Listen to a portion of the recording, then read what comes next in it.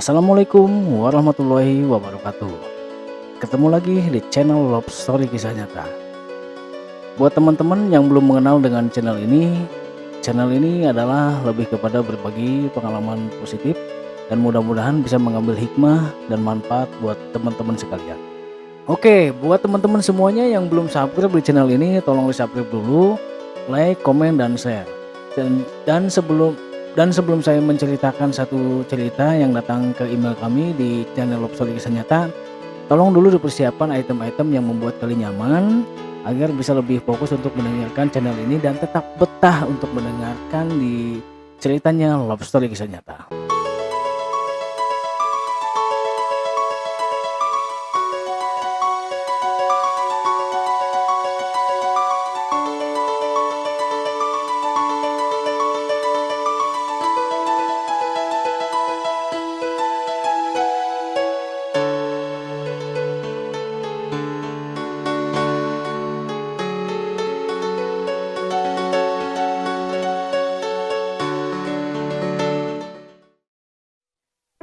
Assalamualaikum buat semuanya, kru Love Story Kisah Nyata. Nama saya Dani dan saya alumni SMK Negeri 2 Karawang. Oke, kebetulan saya alumni SMK Negeri 2 Karawang. Cuman nggak tahu sama Dani, ini lulusan tahun seberapa? Saya nggak tahu. Kita simak aja lanjut.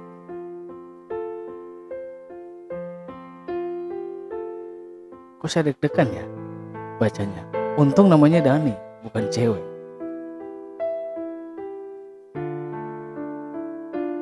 Cerita ini akan saya mulai di kampus itu, di mana berbagai kenangan indah masih tersimpan hingga kini. Saya Dani. Setiap hari saya pergi ke sekolah menggunakan transportasi elep. Karena perjalanan ke kampus SMK Negeri 2 Karawang cukup jauh dari rumah saya. Waktu itu keadaan masih jadul. Bahkan alat komunikasi pun masih jarang yang dipakai. Sudah ada sih, tapi hanya orang-orang tertentu yang punya. Artinya mungkin orang-orang kaya. Dan waktu itu nggak ada yang menggunakan motor untuk ke sekolah. Hampir semua siswa menggunakan jasa transportasi seperti angkot dan elep. Ya. Di kelas kami laki-laki cuma ada 4 orang, termasuk saya Dani.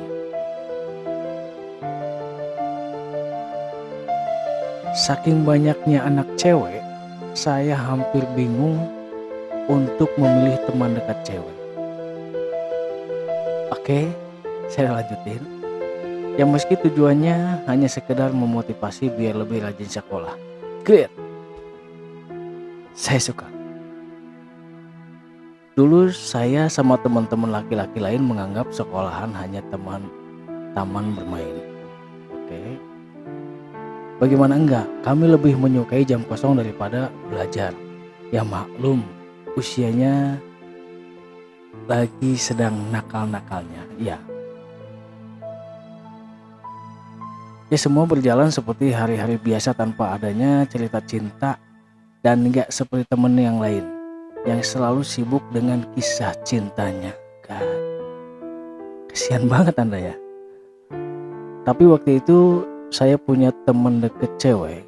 Tadi katanya nggak punya temen dan sekarang ada. Lanjut dulu saya bacain semuanya biar lebih detail.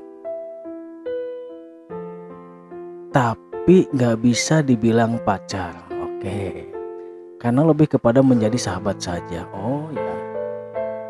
Singkat cerita, di mana saya jarang pulang dan selalu menginap di sekolah. Masjid sekolah yang menjadi tempat berkeluh kesah buat saya. Dan sekaligus tempat istirahat saya ketika saya tidak mempunyai ongkos untuk pulang. Kalian pasti bertanya, kalau saya nggak pulang karena nggak punya ongkos, lalu saya makan dari mana? Nah, ini dia yang akan saya bahas. Namanya Mimi. Kebetulan rumahnya nggak jauh dari kampus sekolah SMK Negeri 2 Karawang. Sebelumnya Dia tahu saya sering kehabisan ongkos dan sering menginap di sekolah. Setiap jam 7 malam, Mimi selalu membawakan makanan ke saya. Baik banget ya, tapi sayang dia bukan pacar saya. Saya dan Mimi deket banget, sampai kebanyakan teman menganggap saya pacaran sama dia. Ya kadang suka malu juga sih kalau dikatain begitu. Saya sih mau aja loh pacaran sama dia, tapi takutnya saya dikira memanfaatkan kebaikannya dia ke saya. Saya anggap Mimi adalah sosok yang care, yang baik. Karena mungkin banyak obrolan keluh kesah saya ke dia, ya curhat gitu maksudnya. Singkat cerita, naik ke kelas 2. Saya dan Mimi beda kelas. Karena beda pilihan jurusan atau mungkin saya nggak keterima di jurusan akuntansi. Oke. Dan memang waktu itu kelas 1 kita sama ya. Saya juga alumni soalnya. Kelas 1 kita sama, kelas 2 kita pilih jurusan. Yang nggak lolos ya masuknya ke jurusannya kayak gini nih, penjualan. Saya di jurusan penjualan dan Mimi jurusan di akuntansi. Semenjak pisah kelas, Mimi seperti mulai nggak peduli sama saya. Nggak seperti waktu sekelas. Sedih juga sih. Padahal waktu itu dia yang paling peduli sama saya. Dan sekarang malah jauh. Sesekali saya mencoba main ke kelasnya Mimi. Seperti biasa dia selalu disibukkan oleh buku-buku pelajaran yang dia baca. Saya sempat bertanya sama dia, "Mi, kemana aja?" Kata dia sih, "Kayak yang jauh aja, masih satu sekolah juga." Saya bilang, oke. Karena masih jam istirahat, saya ngajak Mimi makan di kantin. Oke, saya suka. Makan yuk. Emang punya duit, kata Mimi. Ada buat saya doang mah. Ya, lu dan bayarin dong traktir cewek gitu loh. Masa buat lu doang? Gak lucu lah. Kita lanjut. Gue jadi ketawa nih. Suratnya Dani ini. Tapi kita baca aja dulu lanjutnya. Mimi tersenyum dan dia bilang, "Duluan Gi, nanti saya nyusul." Lama saya nunggu hingga beristirahat dan Mimi gak pernah datang. Pantas gak sih kalau waktu itu saya ngerasa kesal? Tapi saya pikir mungkin dia lupa atau sibuk dengan kegiatan lain. Bisa saja. Seminggu berlalu, saya lebih banyak diam. Bahkan ketika jam kosong, saya memilih untuk tidur aja di kelas. Gak kerasa 3 bulan berlalu, interaksi saya sama Mimi sudah jarang banget. Kita seperti masing-masing sekarang. Ada yang aneh di tubuh saya, di bagian dada suka merasa sakit, bagian dada suka merasa sakit. Dan bukan penyakit. Ini lebih kepada rasa kangen atau rindu sama seseorang. Bisa dibilang saya jatuh cinta, baru mungkin. Selepas itu saya jadi aneh. Saya sering memperhatikan dan melihat Mimi secara diam-diam, yang mungkin hanya sekedar mengobati rasa kangen saya ke Mimi.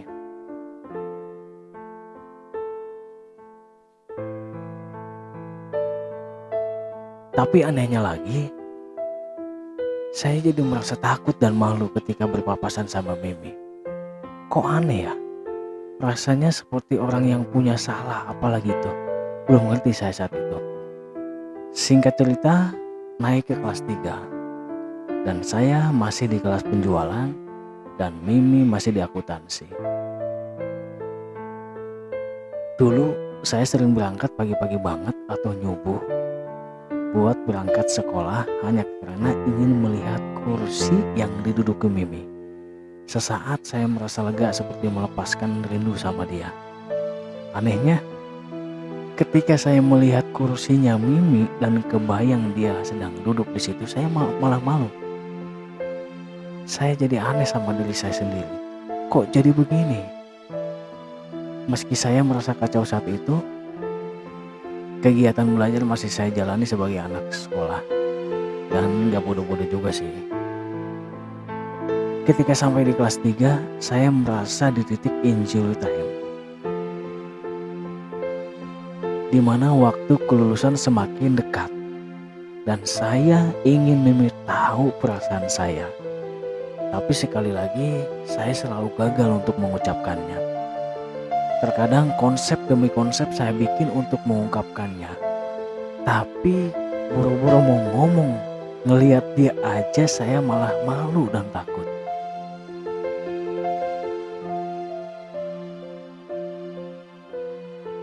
Terus begitu dan begitu, sampai tiba waktu kelulusan dan saya masih saja belum mengungkapkannya ke Mimi. Dan berakhir dengan perasaan cinta yang tidak tersampaikan. Sedih banget, kok saya jadi orang bego banget. Waktu itu belum ada alat komunikasi, jadi kebanyakan teman sekolah ketika lulus lost kontak semua, termasuk saya kehilangan kabar Mimi. Beberapa kali setelah menjadi alumni SMK Negeri 2 Karawang, saya sering nengok kampus itu dan kelas Mimi yang saya tuju, di mana saya merasa masih sekolah waktu itu. Singkat cerita, saya sekarang sudah berkeluarga, dan entah bagaimana ceritanya saya sampai bisa punya pacar dan menikah. Ya itu loh, dan gimana? Dan tahun dimana Facebook mulai booming, dan tentunya saya pun mempunyai Facebook. Waktu itu dengan akun nama asli. Maklum masih polos katanya. Tahu nggak? Di Facebook ada kolom pencarian teman. Dan secara otomatis saya mencari nama Mimi.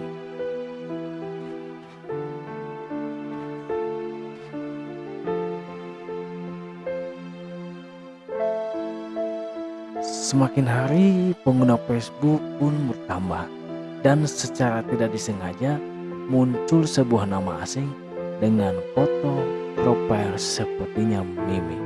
Ya, itu Mimi. Dan sekarang kami berteman di Facebook.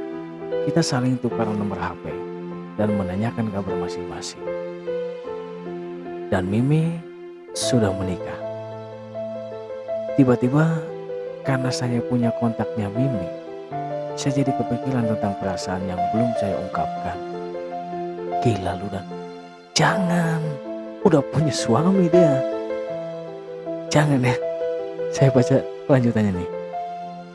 Dan memberanikan diri karena mungkin gak kelihatan langsung, saya beraninya di chat di WhatsApp bahwa saya menyukainya. Gila lu Dan. Gila lu.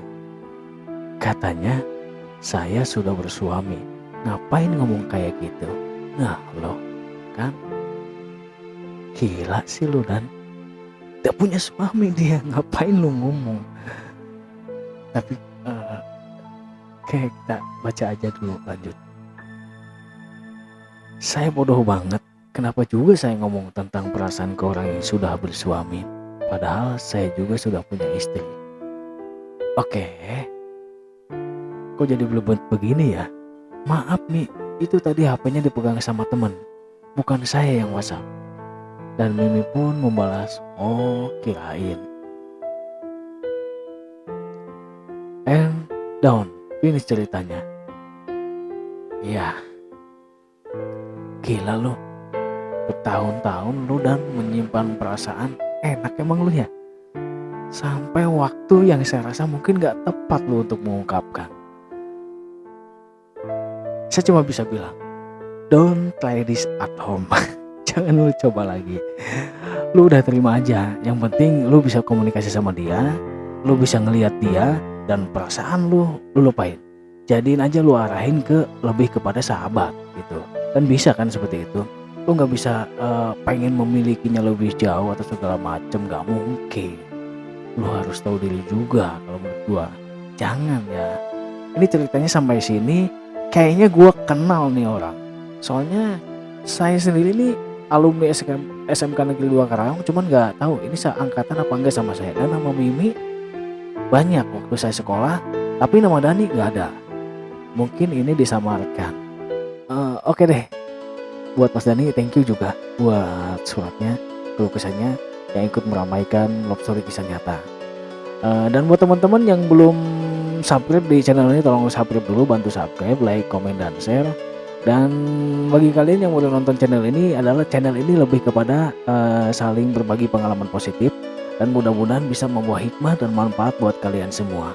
Oke, saya rasa sampai di sini dulu dan semoga kalian betah nontonnya, betah mendengarkan cerita-cerita yang ada di Love Story Kisah Nyata. Oke, assalamualaikum warahmatullahi wabarakatuh.